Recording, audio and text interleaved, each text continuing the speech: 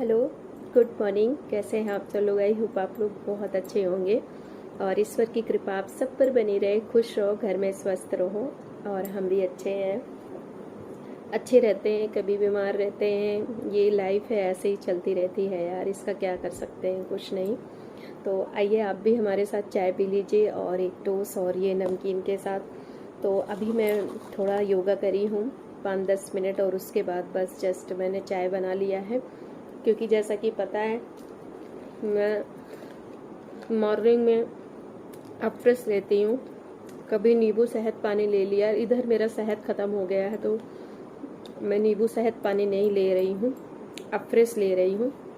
जैसा मैंने आप लोग को दिखाया था कि अफ्रेश हमारे घर में मैं और मेरे हस्बैंड तो हमेशा रेगुलर ही लेते हैं। मैंने पहले हर्बल लाइफ ज्वाइन की थी ना, तो उसमें अफ्रेश पिलाते हैं और शेक पिलाते हैं, प्रोटीन शेक होता है जिससे शरीर में वीकनेस ना आए। तो मैंने 3 महीना ज्वाइन किया था अपना वेट लूज़ करने के लिए। अच्छा खासा वेट गया था मेरा, 3-4 किलो वेट चला गया था। मतलब मेरा वेट उस समय बहुत ज़्यादा था, 77 था।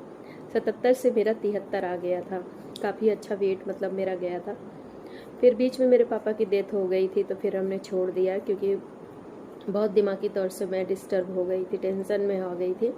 इस वजह से मैंने छोड़ दिया। फिर से शरीर मेरी फिर उसी तरह वेट हो गया और मेरी तबीयत भी ठीक नहीं रहती है ना, इसलिए अब मैं ज़्यादा मतलब एक्सरसाइज ज़्यादा उस तरह का कर लेती हूँ ना, भाग दौड़ वाला, तो थक जाती मेरी शरीर ना, थकान हो जाती है। और मेरे को थायराइड है, जैसा कि मैंने आप लोग को बताया था। और एक होता है NA पॉजिटिव मेरा आया था, जिसमें जोड़ों के दर्द, तो उसमें थकान वीकनेस बहुत ज़्यादा लगती है। इस वजह से मैं करने को कुछ सोचती हूँ लेकिन कर नहीं पाती हूँ, अधूरा हो जाता है। लेकिन हाँ, अभी मैं थोड़ा बहुत कर रही हूँ अपने शरीर की क्षमता के अनुसार। तो सुबह मॉर्निंग में फ्रेश, कभी नींबू शहद पानी, उसके बाद ही टी वगैरह लेती हूँ जो है। तो मेरा खाना सारा रेडी हो गया है और बस रोटी भर मुझे बनानी है। और कल हमारी सास की कुछ तबीयत ठीक नहीं थी, तो अभी आज वो लेट उठी हैं, मंजन वंजन करी हैं, नहवा दिए हैं। खरबूजा आया था तो हमारे ससुर ने काट के दे दिया है, तो वो खा ली हैं। फिर हमने भी अपने लिए चाय बना ली है। मैं आप लोगों से एक चीज़ कहना चाह रही थी, शेयर करना चाह रही थी कि आजकल देश में ना हद है, हद लोगों की। ईमानदारी नाम की तो कोई चीज़ ही नहीं रह गई है। जहाँ देखो लोग बेईमानी कर रहे हैं, अपनों के साथ हो, गैरों के साथ हो, रिश्तों में हो। इंसान कोई किसी को छोड़ ही नहीं रहा है। मतलब सच तो कुछ है ही नहीं। रिश्तों में भी बेईमानी, बाहर का लोग बेईमानी करे तो करे, घर का लोग, घर के रिलेशन में भी बेईमानी। तो पैसे के कारण इंसान कुछ भी कर सकता है, बेईमानी भी कर सकता है, गरीब का पेट भी मार सकता है। ये कलयुग है जनाब, पता नहीं क्या क्या होगा अभी, देखने को क्या क्या मिलेगा अभी कुछ समझ में नहीं आ रहा है। हर रिलेशन पैसे पर आधारित हो गया है, डिपेंड पैसे पर ऐसा नहीं करना चाहिए यार। पैसा तो आता जाता है, पर जो एक मित्रता होता है, जो व्यवहार होता है, जो रिलेशन होता है, अगर एक बार चला गया ना तो दोबारा फिर नहीं आता, आएगा भी ना, वो बात नहीं रह जाती जो पहले रहती है। मैं आपसे बताऊं, मैं अक्षय तृतीया के दिन शाम को गई थी कुछ सामान लेने, और हमारे घर के थोड़ा सा दूर पर है, वो भी शाम को गई थी हमारे साथ। मेरे साथ क्या गई, मुझे वहाँ मिल गई थी। तो मुझसे कहीं क्या ले रही हो, मैंने बताया मुझे नाकी की चेंज करनी है और बिछिया लेना है, तो जो दिखेगा सो ले लेंगे। मैंने ले लिया और भीड़ बहुत, काफ़ी भीड़ थी जो है। पर कहता है ना इंसान, आदमी सामने वाले की ईमानदारी को देख करके ही उसकी दुकान जाता है। लेकिन सच में ना बेईमानी की हद है, हद। उन्होंने लिया, सोना लिया और भी कुछ सामान ली थी, और भीड़ काफ़ी थी, अक्षय तृतीया था ही। और मैंने भी लिया, मैंने आपसे शेयर भी किया था, आपको दिखाया भी। वो लेकर के आई अपने घर में, उन्होंने पूजा पाठ किया, पहनी। तो शायद उनके यहाँ कोई आया तो वो देखा जो है, कहे अरे आप ये क्या ले आई हैं, ये तो आपका जो है सोना नहीं है, ये तो पीतल है। तो कहीं क्या, कहे हाँ।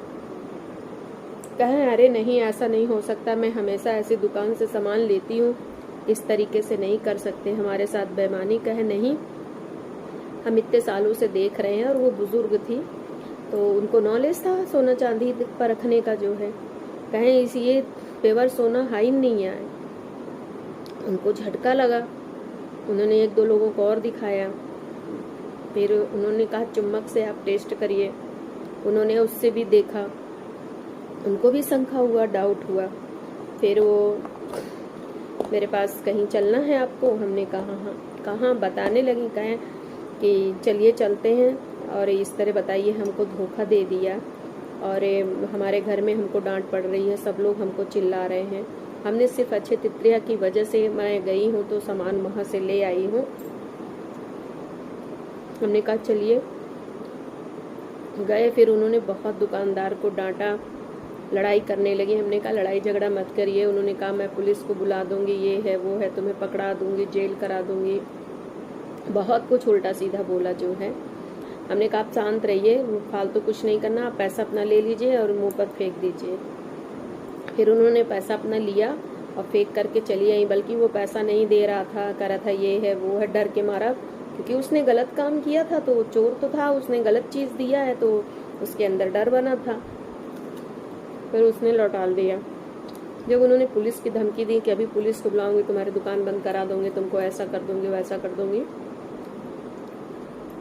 तो फिर उसने वापस कर दिया। वही हम लोग बात करते आ रहे थे। हमने कहा यार बताओ, अच्छे तृतीया के दिन या धनतेरस कुछ भी ऐसा पड़ता है तो लोग जाते हैं, खरीदारी करते हैं, सोचते हैं शुभ होता है, और बताइए लोगों के अंदर ईमानदारी नहीं, बताइए बेईमानी करते, जबकि हमने पूरा पैसा दिया, हर चीज़ दिया, लेकिन फिर भी देखिए इस तरीके से है। तो लोग आजकल पैसे के कारण ना पता नहीं क्या कर रहा है। गलत ढंग से कमाया हुआ पैसा कभी फलित नहीं होता है, वो किसी न किसी तरीके से निकल जाता है। ईमानदारी का कहते हैं ना, 1 रुपया भी घर में फलित होता है, और बेईमानी का 1 रुपया भी कमाया हुआ घर में फलित नहीं होता, तो किसी न किसी बहाने से उससे ज़्यादा निकल जाता है। इसीलिए कभी भी बेईमानी मत करो, ईमानदारी से रहो। ईमानदारी से 10 रुपया कमाया हुआ भी हमारे को लगेगा, बेईमानी से कमाया हुआ पैसा कभी भी हमको नहीं लगेगा।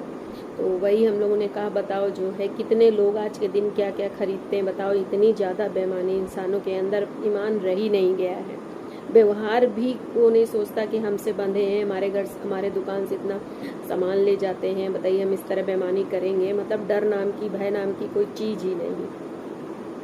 तो यही हुआ कि भैया उनका पैसा वापस हो गया। बाकी जो किया तो किया, वहाँ 10 लोग और थे, वो लोग भी कहे भैया सच में आप इस तरह बेईमानी करते हो, हम आपके यहाँ से सामान लेंगे ही नहीं। ये हाल। फिर हम लोग चले आए।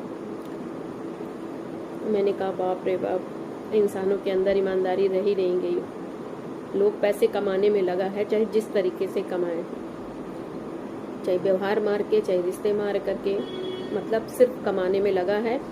बेईमानी की धोखा से क्या फ़ायदा यार। मैंने भी कहा भैया कान पकड़ रही हूँ मैं, मतलब ऐसे कभी भी कुछ ले लो, लेकिन इस तरह में कभी कोई सामान लेने न जाओ। लोग इस तरीके से मिलावट करके सामान देते हैं, सोचते हैं आज हमारी बिक्री होगी, तो लोग मिलावट करके पैसे कमाते हैं। तो आप लोग भी प्लीज़, भले आप बर्तन ले आओ, कुछ वैसी चीज़ ले आओ, सच में ना ऐसे वासुरों पर तो सामान लेना ही ठीक नहीं है, सोना चांदी, क्योंकि बहुत से, सब नहीं ऐसे होते, कुछ लोग होते हैं जो बेईमानी से धंधा अपना करते हैं। तो भैया मैंने भी तो कान पकड़ा, अब मैं नहीं लूँगी कभी कोई चीज़ ऐसी अवसरों पर, नहीं लेना चाहिए। सब नहीं होते हैं, मैंने नहीं करी तो सबको ही ऐसा होता है, लेकिन किसी का विश्वास नहीं करने लायक है आजकल। न तो खाने पीने में किसी का विश्वास करने लायक है, न तो किसी चीज़ पर विश्वास करने लायक है। तो यही मैं आपसे थोड़ा सा शेयर करना चाहती हूँ कि सच में ईमान नाम की तो आजकल कोई चीज़ ही नहीं रह गई है, बेईमानियों का राज है आजकल। हाँ चलिए ठीक है, हम चाय पी लेते हैं। और मेरी वीडियो अच्छी लगे तो प्लीज़ लाइक शेयर सब्सक्राइब ज़रूर करिएगा। मेरे साथ इसी तरह सपोर्ट आप लोग बनाए रहिएगा। और जो मेरे प्यारे प्यारे भाई बहन जो मुझसे जुड़े हैं, इतने अच्छे अच्छे कमेंट करते हैं, उनको तहे दिल से धन्यवाद। और वो उनको भी सपोर्ट बनाओ, जो मेरे से जुड़े हैं वो भी बहुत आगे जाएं। मैं तो यही प्रार्थना करती हूँ कि सब लोग मेहनत करते हैं, सब कोई आगे जाए। ठीक है, रखते हैं। नेक्स्ट ब्लॉग में, नेक्स्ट वीडियो में फिर मिलते हैं। तब तक के लिए बाय बाय।